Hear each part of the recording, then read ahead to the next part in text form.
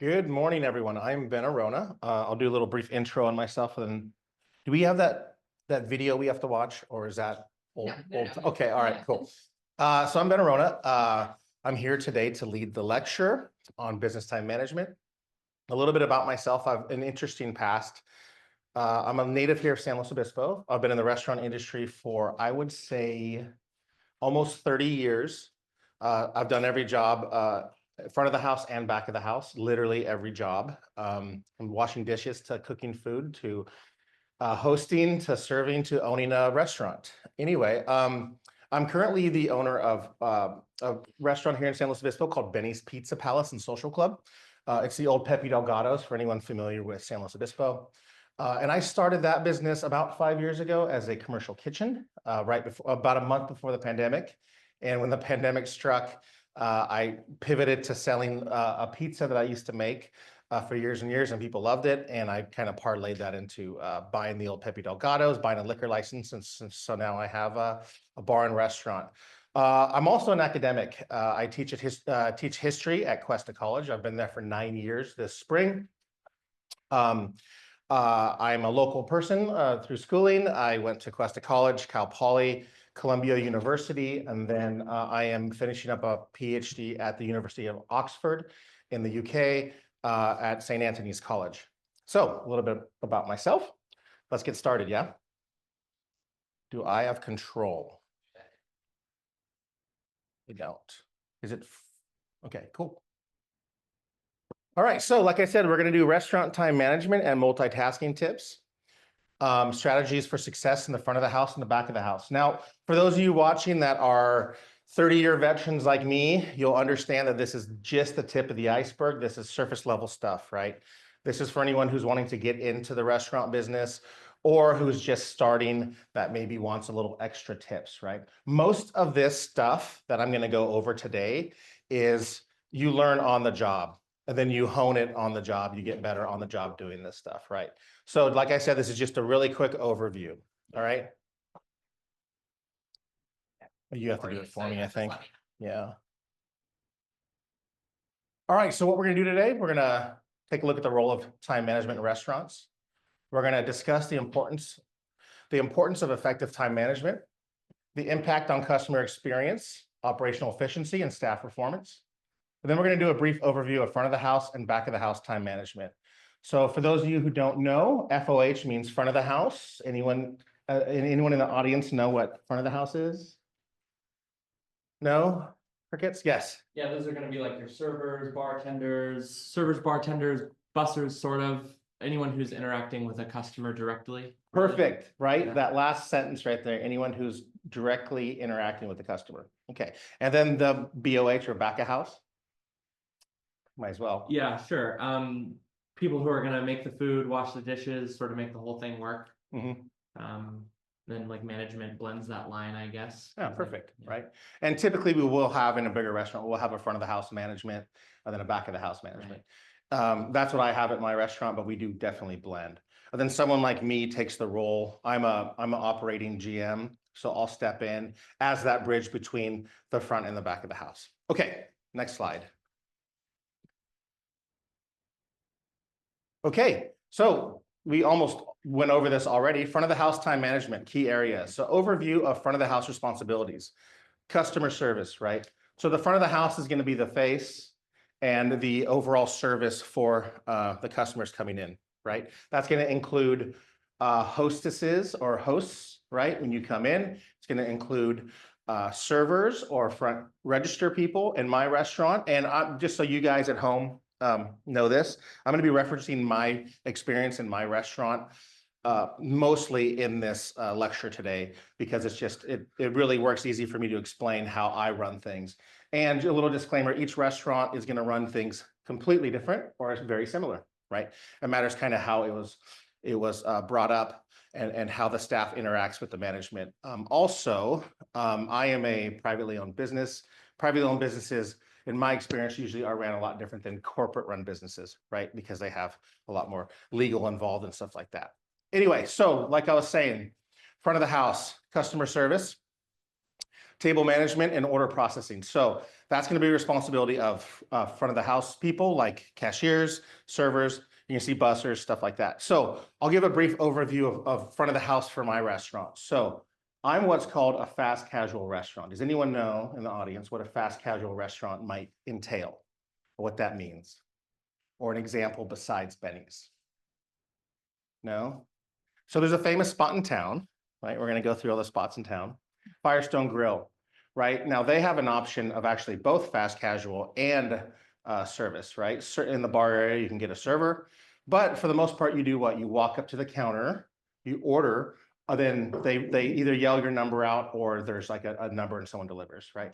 So at my restaurant, you'll come in, you'll get greeted. So the cashier is going to be the kind of the host slash server, right? They're going to help you with the menu. The menu's there on the wall. There's menus you can pick up in your hand. They're going to explain stuff to you. You order through them. You pay them. They give you a number. If there's any drinks, soft drinks that need to come out, they'll bring the soft drinks. If you want to go get a beer or a cocktail, you go to my bar. You get a beer or cocktail, right? You sit down with your little number placard, and then when your food's up, I bring it to you. Okay, so that's a fast casual restaurant.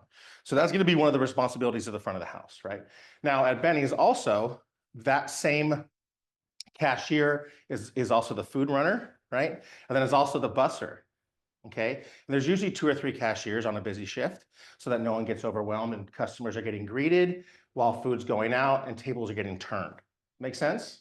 Okay, and let's say a more traditional restaurant, let's throw out for those local people here in town, something like Giuseppe's, right down here in SLO. That's a more traditional where there's an actual host who's gonna say, hey, welcome in, do you have a reservation? Yes, no, okay, let me squeeze you in at a table, or your 7:30 is ready, right? They'll sit you down. Someone will bring you water. A different person will come up and take your order, and then a different person will drop the food off, right? Like they're just such a more bigger operation, right? And then you take it, maybe the next step would be like Nate's on Marsh, a more fine dining place. So, there's different steps. So just understand, everyone at home who doesn't have any experience in this, that front of the house, overall, their key responsibility is customer service, table management, and order processing. Now, why is it important to have a conversation and synchronize between the front and the back of the house? So we just talked about the front of the house. We're going to jump into the back of the house real quick in a second. But the back of the house makes all the food, right? The front of the house takes all the orders. This is a very vital part of this whole instrument, right? Is communicating between the front and the back of the house. This is so basic, right? I don't even know why I'm asking the question, but can you guys help me answer that question? Well, the whole thing falls apart. That's sort of like the basics of how the whole operation works. Is you need to, if the people making the food and the people serving the food and taking the orders, and there's no communication on what needs to be done to the orders or when things need to be fired and when they need to go, the whole thing doesn't happen. Perfect. And that's kind of what we're going to talk about today, Yeah. right? Okay. All right, next slide, please. So efficient front of the house prep and setup. So we're going to circle back to that question we just asked, right? We're going to go a little bit more deep into front of the house. So key prep tasks. So with my restaurant, an additional task for my front of the house people, the counter people, right, is to prep, right? So in my restaurant, it's fast casual, right? We're not setting tables. We're not putting placemats on tables and dishes and stuff like that, like you'd see maybe at a Nate's on Marsh or Giuseppe's, right? A fine dining place. So in my place, what we're going to be doing for our prep, which is extremely important for front of the house, right? And this is side jobs for them, okay? When no one's in the restaurant or they have some downtime, right? So at my restaurant, we give little forks and knives in napkins with a little wrap on them. We've all seen those, right? Yeah? Are those the single use? No. Okay. We use silverware. Okay. Yeah, it wouldn't be cost effective or good for the environment, right? For single use in the restaurant, right? So that's something that is very important for the front of the house to do, to be ready for rushes. So when there's downtime between our lunch rush and our dinner rush, we have my staff in the front make those wraps, make sure that the front is stocked with napkins, with we have those little packets for the to-go orders for anything to go. We make sure it's packed up, which we do have those single-use silverware. those little packets of Parmesan and peppers, right? Make sure that there's plates up there, that there's baskets for the pizza. We have little baskets for the slices of pizza when people get slices, right? We just make sure everything is prepped, right? So what's the importance of prepping all that stuff when it's slow? For when it's busy, you have everything there to give to the customers. Yeah, well, it's time management, right? So you're not like wrapping forks and knives into napkins when it's slammed busy, right? You're just picking them out of a bin that you prepped when it was slow, right? Okay, that's an example of what Benny's does. Let's say a place like Giuseppe's, what they'll probably do is have all that at a server, at like a server station also, but then really quick turn tables and reset all that stuff, okay? Organizing the bar. So if your place has a bar, you know, I have my staff show up. We open at 11:30 in the mornings. I have my bar staff show up around 10:30 because they have to set up the patio area, but then they also have to set up the bar, right? So when they set up the bar, they get fresh fruit, they cut fresh fruit, they put it out, they make sure all the juices are good. They'll put the juices in the ice to keep them cold, right? They'll stock the ice, right? And then once again, I'm going to ask a really, really basic question. Why should they do that? Why are they prepping all that stuff for the day? So they're ready when a customer comes in, right? So when a customer comes in, they get that drink real quick and they can turn and burn, right? So they don't have to like be cutting the fruit when someone wants it. Now, of course, there are the high-end places that do that, right? Like I think this is kind of funny. What's it called? Granada Sidebar. What's that called? Anyone? Nightcap. Has anyone been to Nightcap? They'll have like a big chunk of ice, and then when you get a drink, they'll like chop the chunk of ice off. okay. It's really interesting, but you know, whatever. It's kind of people like it, I guess.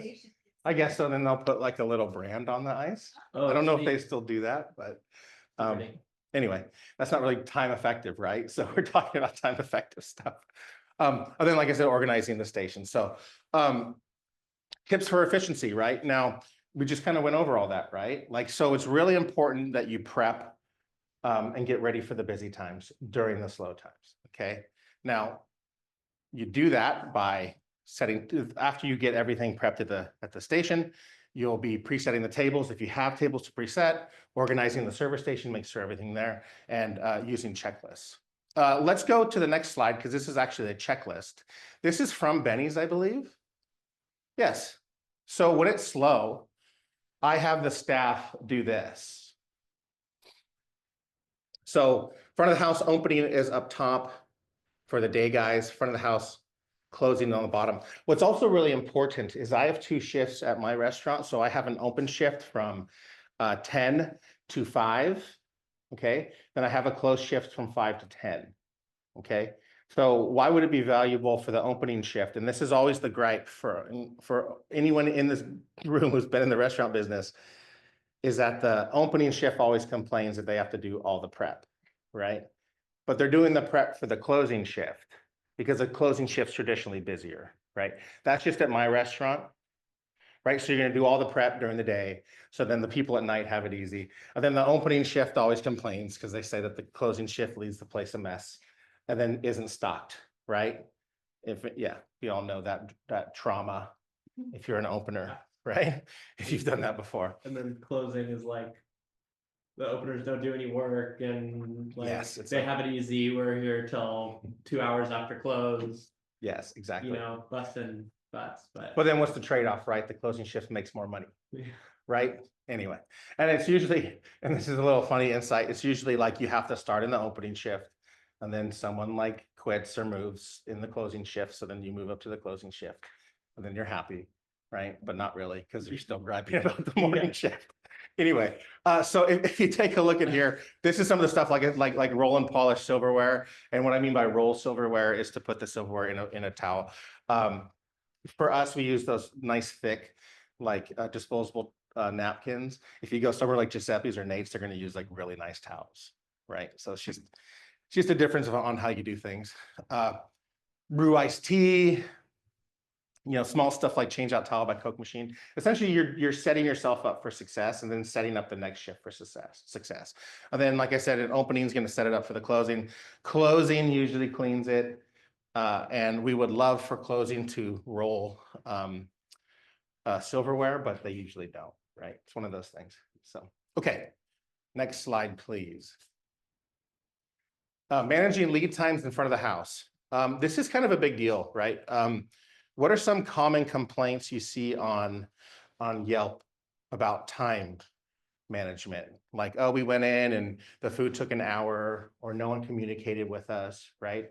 It's super important that you train your front of the house to really understand how the restaurant works and runs, okay? A lot of these things are, as far as time management goes, are skills that you pick up on the job, right? Like if you work at a busy restaurant, can you assume that the lead times or the fire times or the times that the food is going to come out is going to take a little bit longer as it gets busier? Yeah, that's kind of almost common sense. Yeah, comment? Yeah. Well, Maybe. Yeah, wait, trying to, you mean adjust like seating? There's so many things involved with that, right? So we're going to dive into that. So just, it's very complex, right? Maybe having people on a wait list, right? Have you ever gone into a restaurant and it's busy, but there's open tables and they're like, oh, we have a wait? Have you ever seen that? Do you wonder why? That's why I was thinking the adjusting. Yeah, because if you like slam in everybody at once, there's not enough front of the house staff, there's not enough back of the house staff to put food out. Yeah, Yeah. right. So be very aware of that. So lead times. What is a lead time? Yes. How long it takes from the second you're seated and put in your order to when it is set on your table. Yes. And so this is very important that you train your front of the house staff on this concept of what a lead time is, right? Because if someone has to wait for a very long time for their food, are they going to get upset? Yes. Absolutely, they're going to get upset, right? But what I've learned is that if you talk to people and communicate with them on lead times, even before they sit down, say, hey guys, it's super busy right now. Our lead times for food or food coming out is probably 45 minutes. Is that cool? And they'll say yes or no. And if they say yes, then they're kind of almost coming into a contract with you, right? Some sort of verbal contract. I'm like, okay, you told me it's going to take a long time. I agreed with it, right?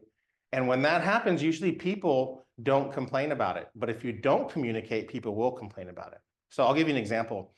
We held at Benny's, we held a fundraiser for a local school. We often do that, right? They'll come in and we'll say 10% or 20% of proceeds will go to your PTA. And for some reason, I just knew it was going to be busy. It was a school that's really involved with their PTA. And so I staffed it, right? I staffed 3 people in the front, I staffed 2 bartenders, and I staffed 3 kitchen with me being there, right? It got absolutely slammed. Almost like the entire school showed up, it seemed like. So between 4 and 7 o'clock, we sold almost $4,000. So that was like, you know, I don't know. It was a lot, right? That's a lot of people. Well, it's a lot of pizza, a lot of drinks, right? A lot of chicken wings, a lot of French fries, salad, stuff like that, right? But my front of the house staff, I was kind of running around everywhere. Front of the house staff wasn't staggering orders, right? And I took this picture of like the to-go pizzas. We had like 40 to-go pizzas. My back of the house staff like killed it, right? They did it great. They were like, orders were taking, usually an order would take about 30 minutes at the most at Benny's. They were taking 45 to an hour. So then what I was doing as my responsibility when I was not helping cook or serving drinks or cleaning tables was walking around to people, not only in line, but then also sitting down and saying, hey guys, it's really busy, obviously, right? There's no seat in the whole house, which was crazy. Orders are going to take 45 minutes to an hour. Then people are like, okay, cool. Then they sit down and they'll talk with their kids or they'll go outside and play in the back patio or something like that. That's exactly what happened, all right? So making sure to manage your lead times is super important, and teaching your staff that also, right? But sometimes in the restaurant business, you can teach someone a million times, and they just don't get it, right? So it's also through experience, okay? Strategies for managing lead times. Now, this is also super important, is using POS systems. Now, what is POS? Maybe you can answer that for us. Point of sale. Point of sale, and what is that? It's when you go in and there's the person who either is punching it in on their computer and you're standing in front of them and they're punching it into their computer and firing it off, that computer is called a point of sale system. And it tracks all your inventory and Yeah. is the thing that charges you with your credit card or whatever. And Madison, can you go to the next slide real quick and then we'll bounce back to this one. So this is like an example of a POS system, right? I think this is just a screenshot of Toast, which is a very prominent company right now. And you can set it up to kind of however you want, right? This is a very important first step to getting an order shot back to the kitchen, right? Not only as how you set up your POS system. So it's very important that you pick, if you do decide to pick a POS system, right? Now, what's an alternative to a POS system? handwriting. Yeah, right, like the old school tickets. So then you hand them back to the, and then they put it up. Yeah, Yeah. right. And that's how they did it for like years, like Yeah. decades, right? This is a new way, right? And in this way, well, yeah, definitely. Like you track everything. You can you do credit card processing through this, meaning that you can run your credit card and then Toast or whatever company will send you a check in the mail, that kind of things. The downside to this, right, is that in the old way, you would write a ticket, or you'd go to the store and buy the little ticket things for whatever they cost, $2. Write the little ticket, then when you ran out of those things, you bought more, right? That was the cost of your system. These systems do cost money. They charge you monthly fees, and then they charge you credit card processing fees. So sometimes it's upward in the $3,000, $4,000, $5,000 a month for all these fees. Yeah, gets expensive. But what these also do is they will give you websites, right? Oftentimes they'll include a website for a fee or not a fee along with it, online ordering. What's really cool with my POS system, which is almost standard for all, correct me if I'm wrong, you can integrate with Uber Eats, with DoorDash, all that kind of thing. Because nowadays delivery, no one does delivery anymore. It's just it's not cost effective, right? To hire someone, get extra insurance, pay for their gas. No one does that anymore, right? So almost everything's exclusively Uber Eats, DoorDash. This links right up, my POS system links right up. So if someone orders from Uber Eats, it just sends it right through to my kitchen. And then they pay me. So it's really cool. But what's really important to get back to the actual in-seat dining is, let's say someone comes up and wants something to eat, right? We break it down. This isn't mine. This is just like, I think off the website for the POS system. But you can break it down per kind of category, right? So at mine, we have two types of pizza, two sizes of pizzas. We have a baby size, which is an 8x8, and then we have a classic size, which is a 9x13. And so we have those buttons broken down. So when you press baby, like if they say, hey, I want to get a baby so-and-so, you press the baby button, then the screen pops up with the different like preset pizzas, right? Like a baby pepperoni, it's preset. It's called Benny the Peps is the pepperoni. If you want to build your own, there's a build your own button. You press that button and then another screen comes up with like the options to pick, like anchovies or pineapple or whatever it is, right? We do the same with salads, the two different types of salads. So that's a really quick way to get this done. This is actually way quicker than writing it down, right? You're able to push buttons. You're able to go to cash out. The person's able to tap their credit card, or receipt pops up, or they can email them a receipt. So like, this is all about like turning and burning and getting real quick orders in and out, right? And way more accountability, right? Yes. Because if you're pushing the buttons that have preset prices on them, and then your credit card reader is connected straight to it, you can't necessarily be undercharging, overcharging. Yes, and that's actually doing the math in your head and calculating the wrong price. Yes, and that's actually perfect too, right? So on errors or potentially theft, right? So my back of the house staff knows that they're not going to make any food unless there's a ticket for it, right? Yeah, so that's going to cut down on waste, on theft, on stuff like that, and then mistakes, obviously. Can you go back to the other side, please?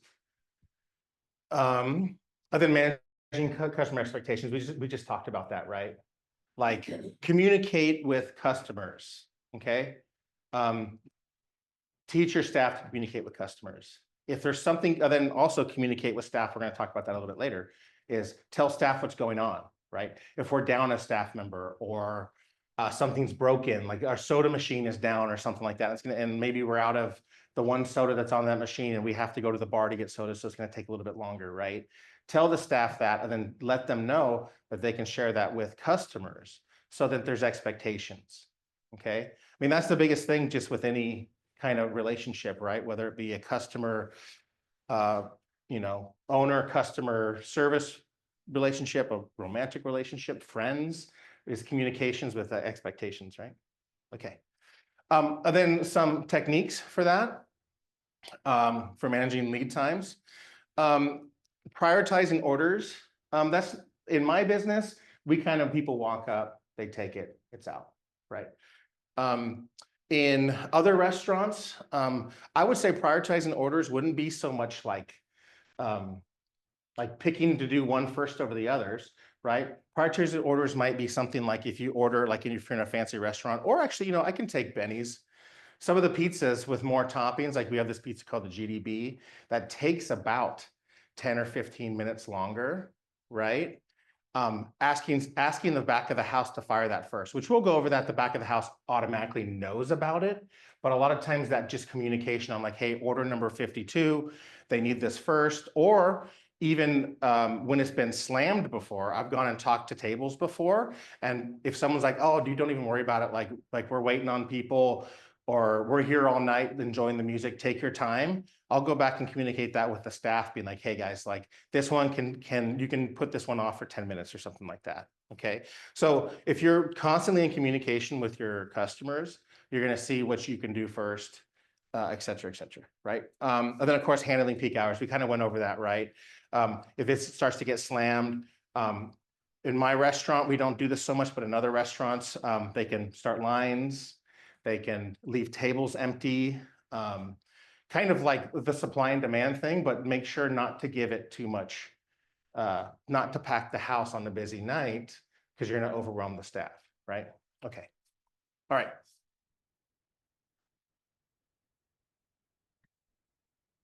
Synchronizing fire times in front of the house operations. Coordination between servers and kitchen. It's kind of interesting. I'm kind of bleeding into all of this with all the slides, right? But it's good to keep continuing to talk about these things, right?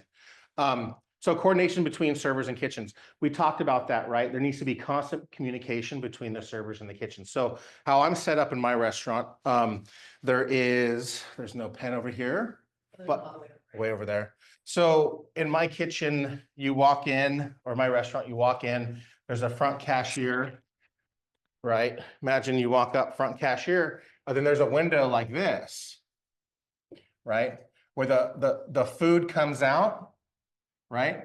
And the kitchen staff, let's see, look, little kitchen staff back here at the chef hat and the ovens. That's kitchen staff back there. And then up here is your greeters, right? And then the cashier register with the POS system, right? And then my guys, so back here, they have a little machine back here with a little ticket thing that pops up, right? And then that's a little ticket. They enter in here, it pops up back there, they make it, right? Okay. These guys in the front, then there's another person here, they greet the people, they take the orders. This person, right? Smiley. This person is coordinating, and we have a little machine back here also with a little sticker that pops out. This is kind of cool. Sticker pops out that matches with this. So it goes here to here to here. These guys start cooking, right? There's times, delivery times, and this is also kind of cool too of the POS system, because you can set the lead times and the fire times and the due times, and we have them written in red. So like online, in online orders too, right? Like you want to pick it up at 6:15, but you can't obviously order that at 6:05, right? You have to order at least a couple hours in advance to get that 6:15. Anyway, so I think our lead times are set for 40 minutes right now, but we get it out way quicker. 40 minutes is like right? We have signage that says that. Anyway, so what these guys do, so these guys are interacting, saying welcome, all this fun stuff. These dudes are getting these little stickers, like I said, that match with this. Then they organize them up here. Now, this is just how we do it at our restaurant. Like expo or expediting the food is done different ways, different places. Okay. But our fast casual restaurant, this is how it's done. Right. So these guys get their little stickums and they put them up here.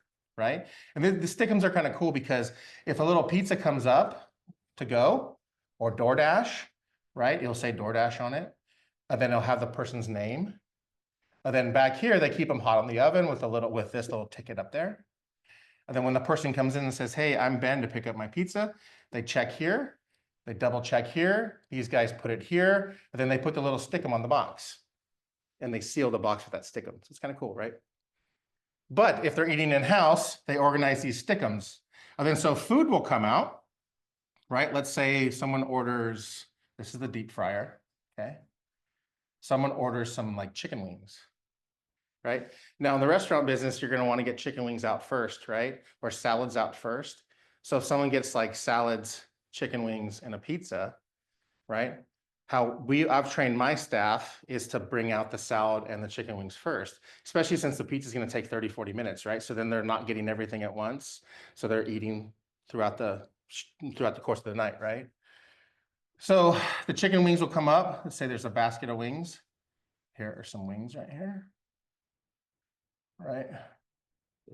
Okay, one more, sorry. Okay, those are the wings, right? And then there'll be wings on here, salad and chicken. These wings will go out by this person, and then they'll knock off that. Then the other two will be there. So that's just kind of like how they synchronize. Now, Sorry, just to be clear, they're crossing it out with a pen. Yeah, really basic, really Yeah. rudimentary stuff, It's like right? a mix of It does work, yeah. tech and the old school way to do it. Yeah, yeah. But then they still have that stickum. And then this is kind of cool, like when all the food goes out, these guys back here spike these tickets, and then they'll put the stickum over here on top of the ticket, and it's done. Right. Now, we're talking about communication. This is all communication, but this is all like nonverbal communication going on, right? There's always communication like, hey, I need this up quicker, or hey, what's going on with order number 23? These guys, the expos, are saying that to the kitchen, right? That's always a fun exchange for those of you who know and have worked in the kitchen, right? But what's really cool is that sometimes maybe these chicken wings will come out with the wrong sauce on it because it's super busy in the back. Mistakes happen. So this guy will bring it to a table. The table will be like, no, I wanted the habanero, not the regular buffalo. And then that's where this communication and the synchronizing is extremely important. Like, hey guys, order table 23, got the wrong sauce on their wings. We need to refire that. So that's the synchronizing, right? So I just explained like just a perfectly ran synchronizing, and then a bump in the synchronization, and then talking about it, okay, then solving it. Okay, all right, where are we at? Digital ticketing systems and kitchen display screens. So we don't use, I just explained the digital ticketing system, right? Yeah? You look confused? Questions? There are a lot that goes into getting it. I think that's what people don't understand in this business, customers don't understand, is that there's a lot going in, right? And I'd say in the corporate world or the business world, if you get someone, a resume that comes across your table that had a restaurant industry person, you should probably look into hiring that person, because this is a lot going on. This is a lot of like common sense, a lot of multitasking, right? This is a lot of skills being used right here. But also, people will come in and not realize that this all costs a lot of money, you know? Yeah. Do you have any techniques with balancing customer expectations with back of house expectations? Because, you know, sometimes, you know, in the scenario you gave, you'll drop the wrong sauced wings at the table, and the customer will be like, you know, okay, let's fix it, and they'll send it back, and then, you know, you'll tell them something. Maybe you tell them, hey, we'll put it at the front, and we'll get you out as soon as we can, Yes. 10, 15 minutes or whatever it is you tell them. Yeah. And then you go to the back of the house, and maybe your expo or just you is saying, hey, we need to refire these, they had the wrong sauce, etc. Yeah. Can we get these out in 15 minutes? And your back of the house goes, no effing way, dude. So how do you deal? I've been in that situation like so many times. Like, how do you deal with that, setting those expectations? Yeah, I mean, so for me as the owner, like my eyes would get very big if someone told me that, right? But I have been in the situation where I have been staffed and the kitchen's like, no effing way, bro. Like we're slammed. Yeah. You know, this is where you get a lot of that miscommunication going Yeah. on and like animosity from the front of the house and the back of the house. Now, sometimes these guys typed it in wrong, right? They heard it wrong, they typed it in wrong. Sometimes these guys were so busy that they either swapped orders or they just put the wrong sauce on, right? So there's a lot of that kind of thing going on, right? Yeah. And that's when the customer really suffers. So I would say like a strong management in the back of the house and the front of the house is really going to help that, right? And just really good employees that understand, right? I remember when I bartended for 15 years, and my attitude was that the happier the customer is, the more they're going to buy, and then the more they're going to tip, and the more money I'm going to make, right? So that was my whole thing, and that's the attitude that I try to express to my employees, is that the easier things come out, the happier the customers are, the more that they're going to tip. And we have a pretty good tipping system where the back of the house gets a decent amount of tips. That's not always traditional, right? For those of you who've worked in the back of the house, some places the back of the house doesn't get tipped at all, but they do get paid more hourly usually. Okay, so I mean that's like an impossible question to answer, really, because there's. I guess maybe a more concise version of that question would be like, do you have a couple words of advice or tips to avoid that situation from happening in the first place, for communicating with the customer and communicating with whoever's running your kitchen or whoever's in your kitchen? I mean, ultimately, like I would like the easy answer, right? Is like, I'm there, I know what's going on. I'm like, hey, guys, we need this now, right? Or if they're super slammed, if it's super slammed back here, I've actually been like, guys, I'm gonna fire it. Yeah. And then I'll go fire it, right? I've done that before. Yeah. Where they're so busy that I'm just like, it's not even worth bugging them about it, and they're sticking one more task in their head. I'm just gonna go fire it and fry it myself, or put it in the oven myself. I've done that many times. Or a manager that does that. But I completely understand what you're saying. You're saying like, there's no manager here, and these two, it's that synchronizing and having a good relationship with communication with those guys, which isn't always guaranteed, right? Yeah. In kitchens and anywhere in life. So Yeah. hopefully that And helps a you just little. told the customer something that is now not true. Yes, but this person should be communicating with the customer like, hey, dude, I'm sorry you messed up. This person actually is both of them, right? Is their responsibility, but this person's bringing the food out there. So what I like to do with my customers, my staff, is to train them like, okay, let's say you bring the wrong chicken wings to the table and they're like, no, these are wrong, right? A lot of times, I don't usually like doing this, but sometimes we do. We'll be like, okay, if it's super slammed, hey, just enjoy these. We'll get the right one up, right? And then we end up and we're going to waste the food anyway. Don't always recommend that. A lot of times, the staff end up actually eating that like as their staff meal or something like that, right? Yeah. But like if it goes to a wrong table, we'll say, okay, we'll enjoy this. We'll get new ones up, right? So a lot of times that happens. A little more time. Yeah. So. But this guy should be communicating like, hey, dude, sorry. Ultimately what I've seen before, I like these guys to bump it up to the manager on duty, either the back of the house or the front of the house, and let that manager make a decision. Sometimes I've had the manager not only like comp that food that was wrong, but then bring them like a dessert, like a tiramisu or something at the night to try to make them a little bit happier. Right. Okay. The kitchen display screens, right? We see this. In actually a lot of restaurants, I don't have a kitchen display screen. I think it's like too much for our staff.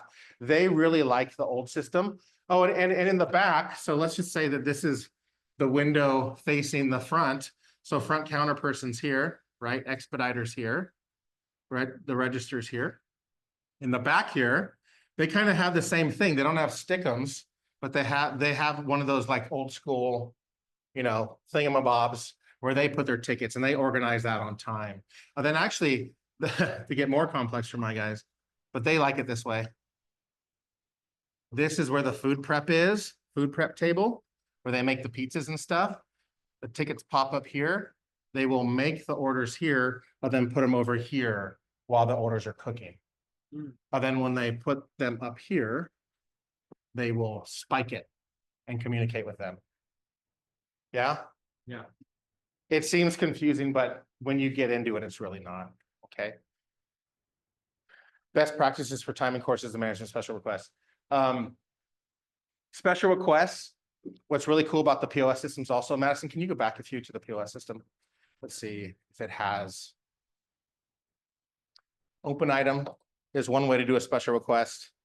But on a lot of these, like if you go into like a Poke Bowl, I don't obviously sell Poke Bowls, but if you go into a Poke Bowl, it'll give you options. One of the options almost standard traditionally is a special request option, right? Where you can just type in there like no mayonnaise, no mayonnaise. There you go, sure. No onions, right? And what's kind of cool is on these tickets, right? Ticket, Poke Bowl. Ticket will pop up, do it 11:52, right? And then in red, it'll be like no onions. So special request. Yeah. And a lot of times what I like, I train my staff to do this on special stuff like lactose intolerant stuff or stuff that could be potentially harmful for people, that I will have them actually when they put in like say someone's allergic to onions. First of all, we'll explain to them that like there could be some cross contamination, et cetera, because there's onions there. If they, okay, that's fine. I just can't eat them. You know, it's okay if there's contamination. I just can't eat an onion, whatever. They'll put the order through with that. Then I'll have the staff say, hey, order number 14 just came up. No onions. Can you just so there's communication, even though it's redundant, like something like this is extremely important to be redundant for, right? Okay. Multitasking in front of the house.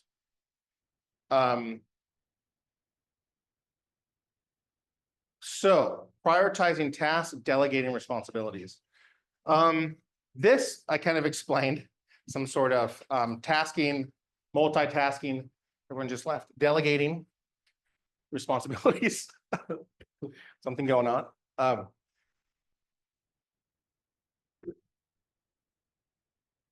Wow, that was a lot right there. Let's erase this because we can talk about bussing tables and turning tables.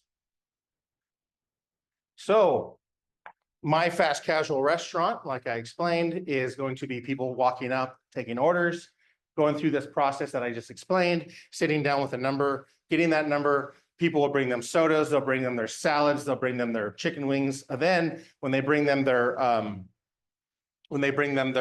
pizza to end the order, they'll take their ticket number. Okay. Now that dude who is expediting is running around, not only bringing food, but as he's bringing food, he's noticing if people are done with certain things, clean them off the table. If people have left, right, to start to actually clean the tables off, to turn the tables, right? Oftentimes these two people are interchangeable, the front counter person and the food runner. If it is slow and no one is ordering food, that front counter person will then go and turn tables, pick up dishes, run food, okay? So in my restaurant, that's how you're gonna delegate responsibilities, is people are gonna all take turns.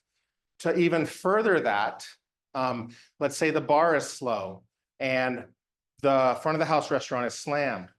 The bartender is then instructed to actually go and help turn tables, right? Now, what does turning a table mean? Yes. Resetting it. So, or going from one set of guests to another set of guests and getting it ready for that transformation. And why is that important? Well, when you get into running a restaurant and wanting to have it be financially viable, you can't just have one seating. So you can't just have one table be the same.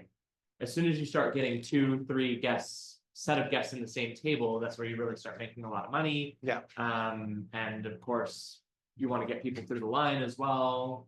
There's a lot of benefits to it. Yeah, so my Financial restaurant and customer satisfaction. Yeah, right. You're going to want to turn as many tables as possible. Now that's my model, the fast casual. So any fast casual is going to want to turn and burn tables, right?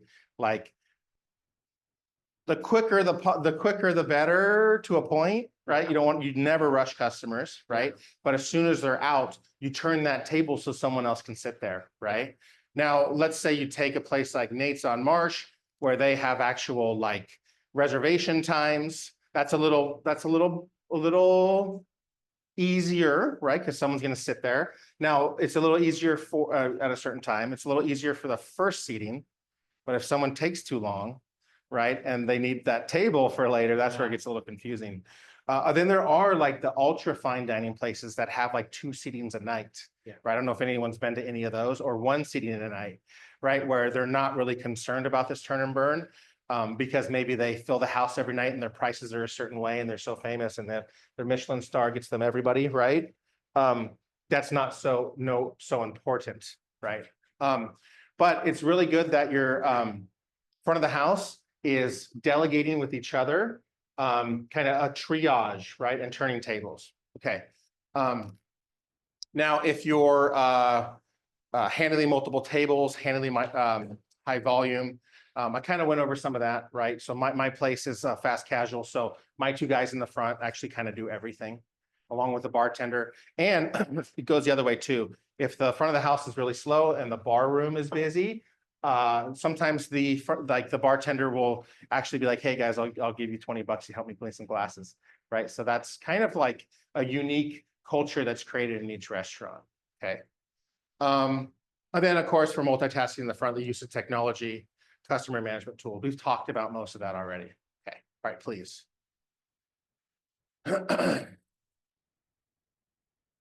Okay, we're going to jump into the back of the house, right? Back of the house time management key areas. So overview of back of house responsibilities. The responsibilities are to food prep, to cook, and to make the orders, right? Let's go over each of them. So what is food prep? What might that entail? Cutting mushrooms. Sure. What else? Maybe chicken, no, So I- chicken, what, Sure. dairy or. Okay, yeah, that's definitely part of the prep process, right? Because if you don't know how many chicken wings you have, you don't know how many chicken wings to order, you don't know how many chicken wings to like prep and get ready for the day, right? So I run a pizza restaurant, right? So we have the different toppings, right? We have a dough process, right? We bulk ferment our dough, which means we make it, and then we refrigerate it to stunt the rise, which gives it like a sourdoughy taste. We can use a dough up to 3 days and it tastes really good, right? So that's part of the prep process, right? Is getting someone in to make that dough 3 days in advance, right? But we're gonna prep, like we're gonna open the olive cans, right? And put the olives out, right? We're gonna in the do I have a picture of that actually? Can you go to the next slide? Next one. This one right here. So guys, this is a good example right here of food prep, right? You see everything ready there, okay? So what you're gonna do at the beginning of the shift is, and staff comes in early in the back of the house, right? So the back of the house is gonna be staffed different than the front of the house, right? Those dudes are there usually an hour or 2 early, okay? On dough making days, we make doughs 3 days a week. So we have this rotation, right? The dough guy comes in at 6 o'clock in the morning. Okay, comes in at 6 o'clock in the morning. That's just because he actually chose to do that. He doesn't have to, because he has a second job that he likes to go to afterwards. But he'll come in at 6 in the morning. He'll start making the dough, right? And then he'll shred cheese. He will turn on the ovens because the ovens have to be turned on 3 to 4 hours before shift to warm them up. These are big, massive ovens, right? So there's all these things, right? And then they'll start chopping vegetables. They'll start making sure that these bins are full, right? And then they'll start chopping extra bins for the back. Okay, so this is the same concept as the front of the house, right? Can you go back to that other slide, Madison, the one we're on? Thank you. The same concept as the front of the house, right? The guys in the morning make sure that there's enough supplies for the guys at night. That's just how our restaurant runs. Like maybe High Street Deli or something where they're slammed for lunch. They're not busy at night. The night guys are now the prep guys for the morning/day. Does that make sense? Okay. Why is this important? I just kind of said it. Why is it important for food prep? Well, one, you need to know what you have, so you know what you can sell, what you need to order from Dairyman or whatever. But then also, if you want to replace your tin of mushrooms and you go to the back and the person didn't prep you 2 extra tins of mushrooms and that's what you needed, then now you can't sell mushrooms on your pizza. Yeah, or you have to like chop them real quick. Or you have to And chop you them when you're super busy. don't want to do that when you're super busy, Yeah. right? Because it's not safe. You got a bunch of other things going on, Yeah. right? Yeah, so it's for quickness. Another key thing for me too is that you know, I'm very, very happy that there's no waste, right? We run through our product almost every day, right? So it's not sitting there being wasted, right? But it also kind of gives you a chance and gives the staff a chance to go and look what's been made and when, right? To hurry up and use that first, right? So your eyes are always on the product, right? As it moves forward. So food prep is very vitally important. And then of course, cooking, right? That's the main goal, main responsibility of the back of the house is to cook the food, right? What I also didn't add in here, the back of the house is also going to include the dishwasher, okay? And the busser. So they're going to make sure that the plates, the knives, the forks, the glasses are constantly in rotation, right? And being put out, right? So that's going to help the front of the house, okay? In my restaurant, because we like to run a small ship, the dishwasher also is cross-trained to jump on the line. What do I mean by the line? Just where they make the food, right? Whether the food prep or they're cooking the food. So that's just a term that they use. It's the line, right? So the dishwasher will also be cross-trained to jump on the line if they need to jump on the line, okay? Because labor is a very important thing. That could be a different lecture altogether. Yeah. And then of course, cooking and order fulfillment, right? So that whole, what I explained with the little stick figures and the guy next to the oven, right? With the tickets that pop up, that's a key responsibility for them, okay? All right. Of course, importance of managing time effectively in the kitchen. We've just like the front of the house, right? Those tickets pop up. They need to know which ones to fire first. So this goes from a lot of experience and training in the back of the house, knowing what's going to take longer than others, right? So let's say we get a ticket that the back of the house pops up and it's ticket number, I have to give a plug for Benny's. So ticket number 14, and on ticket number 14, we have 12 wings. It's going to pop up just like this. It'll say buffalo with a side of ranch. It will say the time up here, it's due 11:52. That will be in red, right? And then we'll have some fries, an order of fries, and then we'll have a classic pep, add jalapenos, right? This will pop up, right? This pops up, like I said, about 40 minutes, 35, 40 minutes in advance because we have a preset, the time will pop up. So what the guys will do is they'll look at it. If it's slow, right, they'll just immediately fire it.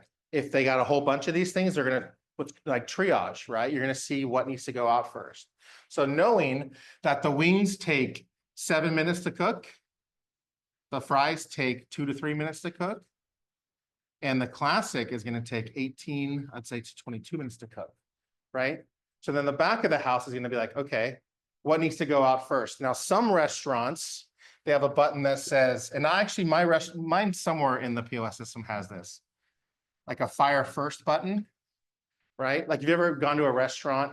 I went to Lure actually last weekend, and the server's like, do you guys want the salads first, or do you want them up with the rest of the food, right? You get that question a lot. I don't ask that question in my restaurant because it's fast casual. We don't, unless someone specifically says, I want this first. We automatically train to get these 2 items up first, right? And now why do we do that? Because we know while we're cooking these things and getting this food out, we can start the meeting here. This is a decently long fire time, right? And the busier it gets pushed back more and more. All these are going to get pushed back more and more, right? So we, if it's super busy, we might not fire these for 5 to 7 minutes. And this is going to be now 14 minutes. And that will be like 16 to 18 minutes. And this will be like 30 to 35 minutes. That makes sense, right? So my staff automatically fires the kind of like appetizer type food and the quicker food first, okay? So people are enjoying these while they're getting this, right? So this is just something that the back of the house automatically knows to do. Any questions on that? Does that make sense? right? That's a good experience, right? You come in and you're going to get your salad first or your fries first with your wings. Except Yeah. And sometimes there's a breakdown, right? Where all of it comes out at once. I don't like that, right? So I'll go if I see that happening, I'll go start to see what's going on. If the back of the house needs some help, if they need some adjustments, right? So, okay. Where was I on that? Time management, just this kind of stuff's going on. Fires happen, not actual fires, right? But like small things pop up in the back of the house. Maybe you need to refire a pizza. It screws everything up. Like fire times get pushed back a little bit longer. But like I said at the beginning of the lecture, a lot of this stuff is based on your experience and what you've been through and kind of on like workplace learning, right? I can't teach you a lot of this stuff standing in front of you, right, in a suit, because that's not how it is in the kitchen. Okay. Like I said, some of the key prep tasks are ingredient preparation and station setup. You saw that image of the station setup. Can you go to that real quick again? So we do this. This looks like this might be, actually might even be maybe a sandwich place or something like that. I don't know, there's cold cuts and stuff like that. We have 2 of these tables set up, and then we have a freezer station. So our 2 tables, we have our veggies over here. And then our next table is our proteins, right? Our meats. And we separate those 2 on purpose, right? Just for any kind of contamination. Also, just to separate the 2 for, people who don't eat meat. the Just in case. carnivores and. Yes, right. And then we have, then underneath here, we have our extra shredded cheeses, like our sauces we put on stuff, our salad making stuff down there, right? Super important. Why is it important that like a new staff comes in and we train them where everything is? Super basic, right? So that when it's super slammed, it's almost like they don't even have to look, they know where everything is. Right. And our stuff is set up like the bins of olives are always in the same place. The pepperonis, there's 2 stations for pepperonis in the meat cooler, and those are always in the same place. So that when it gets super busy, they're just boom, boom, boom, boom, boom. And then underneath it, right? Like let's say pepperoni, underneath it, there's pepperoni underneath it too. So it's just easy to put on top, right? And that just makes everything run a lot easier and smoother. Yeah. And then we have right next to this on the left, imagine you're in my kitchen on the left, there is a like a under drawer table. That's our freezer for like chicken wings and French fries. And those are all in the same place too. So it's really simple just to pull those out and to fry them and then to move on. So all of this, right, all the organization, all the prep is so that these times are more efficient and they come out quicker. Yeah.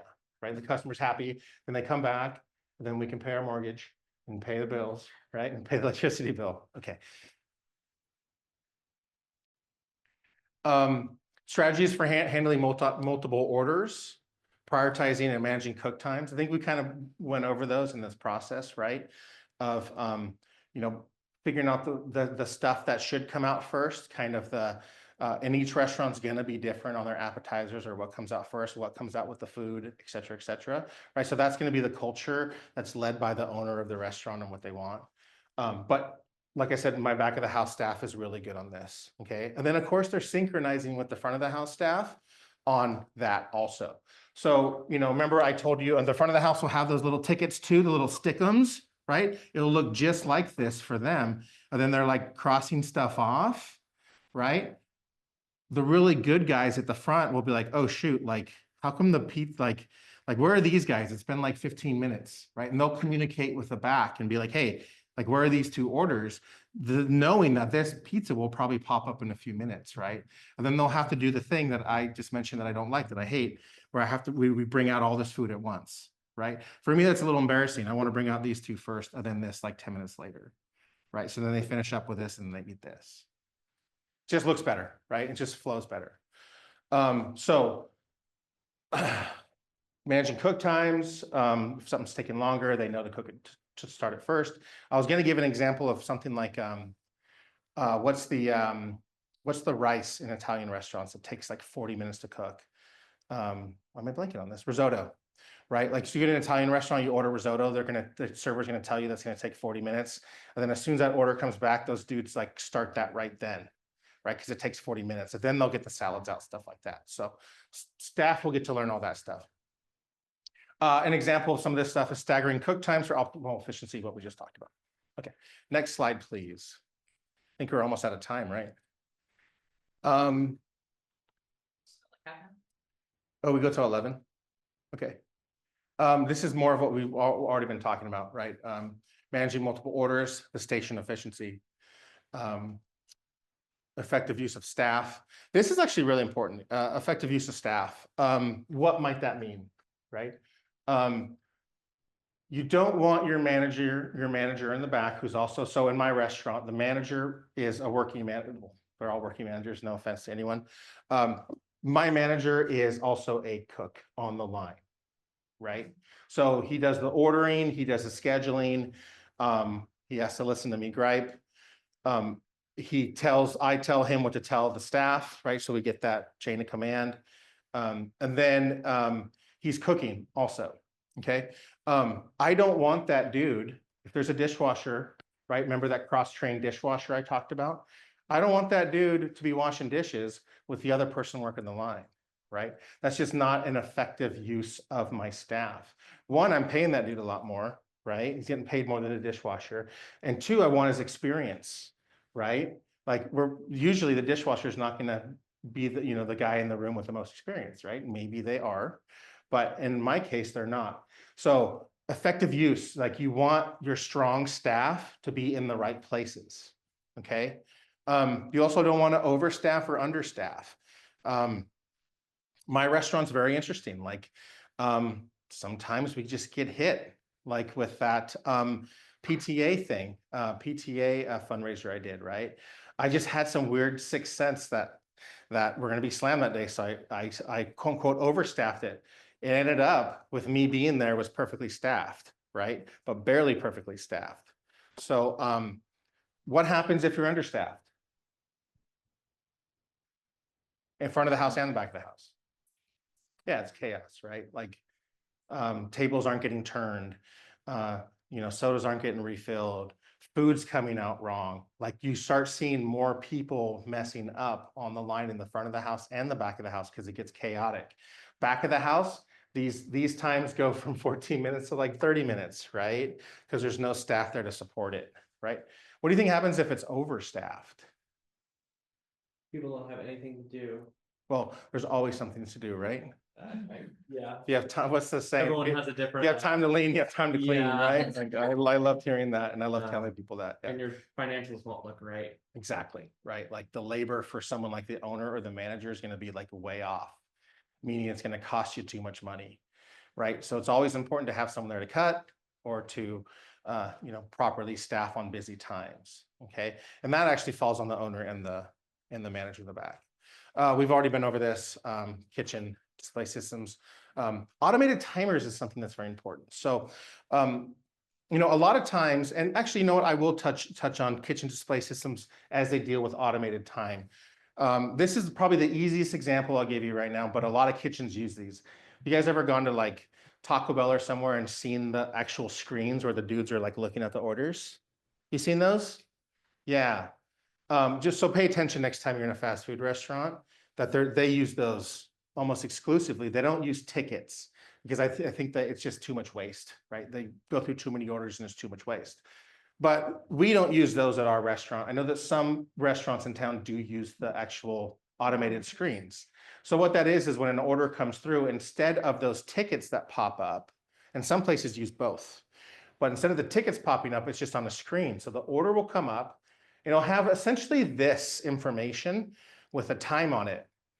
What's really interesting about those is you can set them to where if they're taking too long, like you set it, like if it takes 7 minutes or 12 minutes, there'll be a timer on it that will actually start to flash or it'll beep, which is super annoying.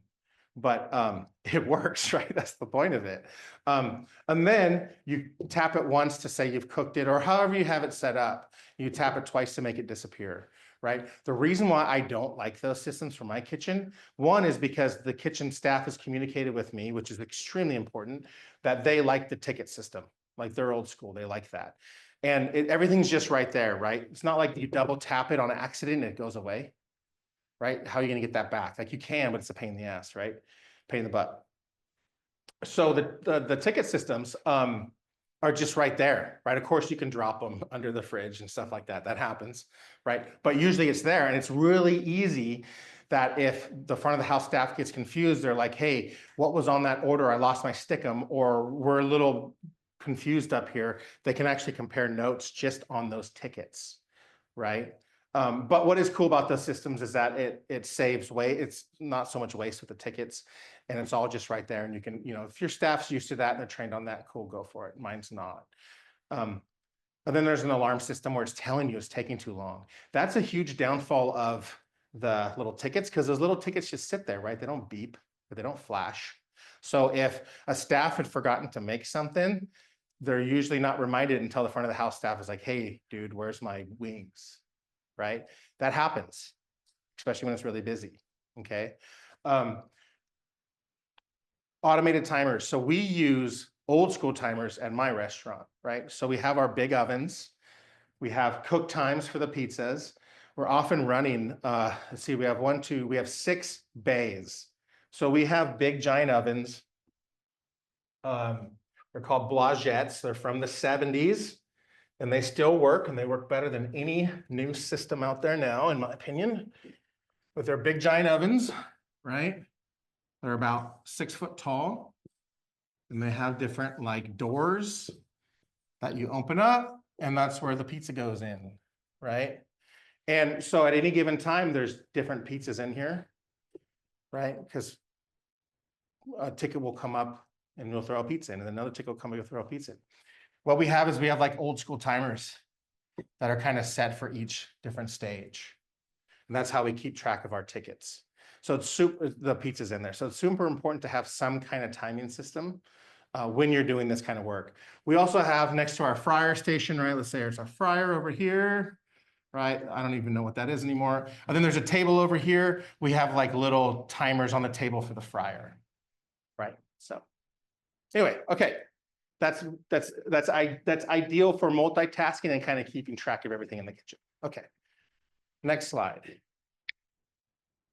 So that's pretty much it, right? A lot of information, kind of horrible drawings. But like I said at the very beginning of this lecture, that this kind of stuff is really in the workplace learning, right? So I can sit up here in my suit, my coat, and explain everything to you, but you really have to kind of get in there and get your hands dirty. Essentially what's very important is that if you own a restaurant, or you work in a restaurant, or you're management in a restaurant, that you have time management strategies for both the front of the house and the back of the house, right? That's going to include prep procedures. It's going to include staffing it properly. It's going to include keeping an eye on your culture, your staff culture, to make sure that everyone's communicating together, working together. You're going to, let's see, what else? What did I miss, guys?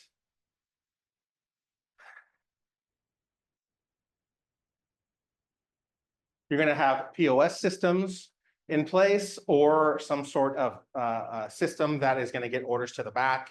You're going to have, yes, perfect. I mean, that's one of the main keys here, right, is the communication. You're going to have procedures for turning tables. You're going to have procedures for, getting clean dishes out. All that kind of stuff is extremely important, okay? I'm actually going to end it with that, because we've been kind of all over the place, but talking about the same things. So any questions for anyone?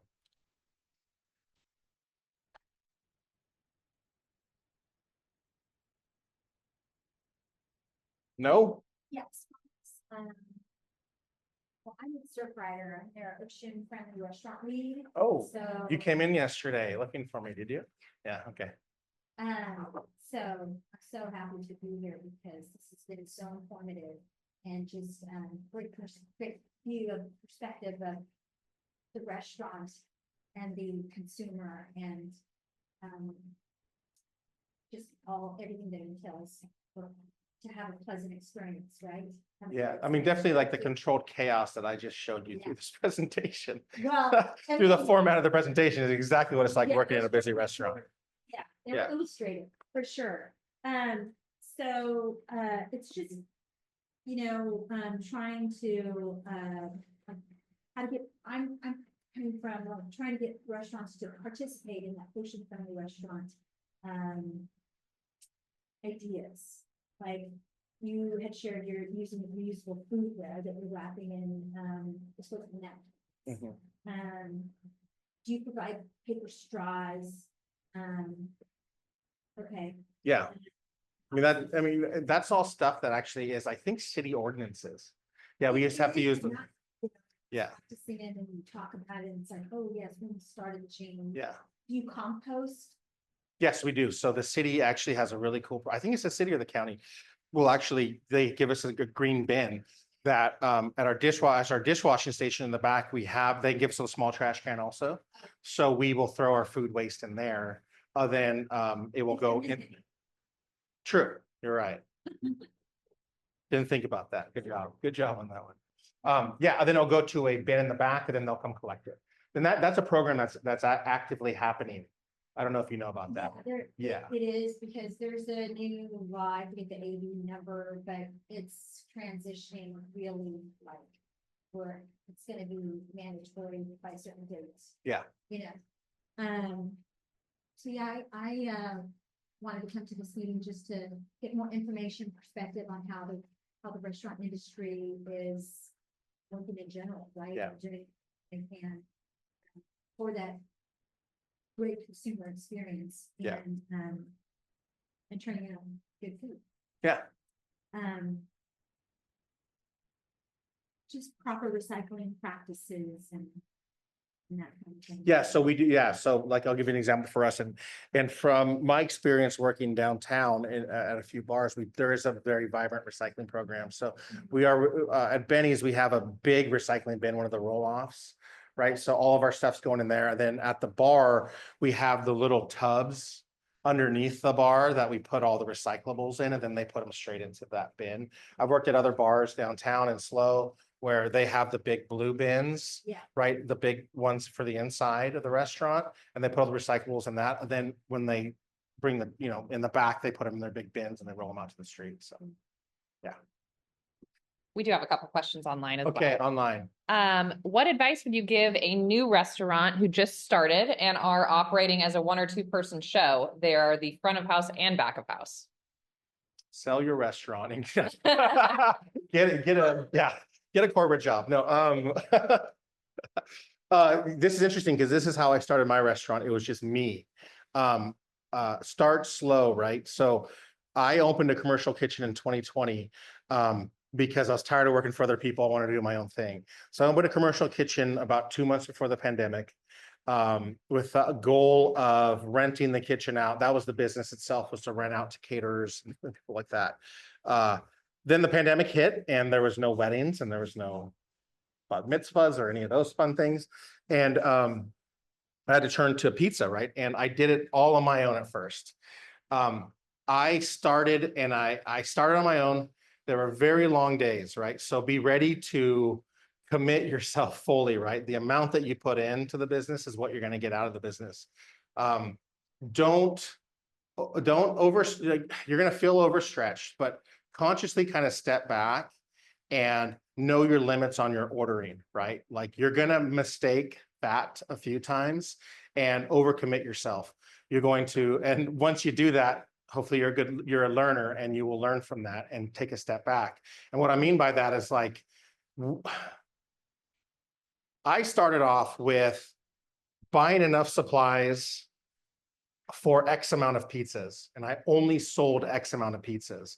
And my system, if anyone remembers my system back in the day, you had to get on Facebook out of all places, super obscure, super underground. And I only sold 50 pizzas or whatever it was. I think when I started, it was like 20 pizzas. That's all I could do on my own, right? And that means showing up, making the dough, prepping. I was a one-man show, cooking, taking the orders, cooking, right? And then cleaning. And it only took me so long of selling out 20 pizzas in like 10 minutes and making those pizzas. I think within 2 weeks, I really got over doing the dishes and mopping the floors, right? On top of everything else that I did. So my recommendation is to set, if you're able to, set maximums. And when you're sold out, you're sold out. And if you have a product that is so awesome that people are coming in, is it a good thing that you sell out? It's the greatest thing in the world, right? Like some weird thing triggers in all of our minds. It's like, oh my God, you don't have it, I want it type thing. That's why we chase things and chase people and everything else is right. Because that person or that thing is in demand, right? You need it. Like your brain's telling you need it. So do that. Like start off small. Don't waste any food and only buy what you need. If you're open every day, buy strategically so you're not like having food last for 5-6 days, right? Only buy what you need. Don't be afraid to 86. 86 means that you're out of that product. Don't be afraid to be out of a product for the day, right? Because then that's going to drive people to come in earlier to buy that product. Anyway, yes, question? No, okay, yeah. Come in earlier, right? And then that's going to just like people come in earlier than people come in later, then slowly you'll start to expand, you'll pick up more staff, right? I would recommend and not getting in, don't take loans because you think you have to like blow up your business and be a 20 person staff. Slowly expand on how you can afford to expand, right? And pay your bills. Like we don't have any debt besides the money that we threw in. Just I brought on 2 partners and bought the building. So we threw in money on that obviously, but that's a long-term investment. But like we don't, at Benny's, we don't have any like loan debt, bank debt, anything like that. And then we save money for rainy days. So just slowly expand. Hopefully that's helpful. Right. Another comment was timing around scaling is so critical. Then there's the struggle of having to find good people. Yeah, and that's really the struggle. I think it settled down after the pandemic. I know a lot of people were on assistance as they should have been, and because places were closed. But now I think we've returned back to normal. The biggest thing I think, along with finding good people, finding good people is paying the good people, right, to stick around. There's a lot of movement in general in restaurants, better pay, better culture, better environment. What happens a lot of times is people will leave and then come back because they're familiar, right? Restaurant industry people are very like culture oriented and they want to be comfortable when they go to work. Oftentimes we hang out with the same people we work with outside of work, right? Which I don't know is always healthy, but we do. But to go with the paying the employees the best that the owner can, because believe me, as owners, we want to pay our employees the most we can. At least I do, to make it work, right? Is the rising cost of food, which is like, I was looking at some of my receipts from last year. It's literally gone up 40 to 60% on food costs. Yeah. So, and that's a struggle, right? Is paying, anyway. So yes, I agree with that comment on finding good people. And like I said, restaurant industry for some people are lifelong commitments and they love it and they love the lifestyle. Some people are going to move on to other things. And if you're in a corporate world or you're out of the restaurant industry and you see someone who's worked in the restaurant industry, those people are going to be your best employees because they multitask everything else. Okay.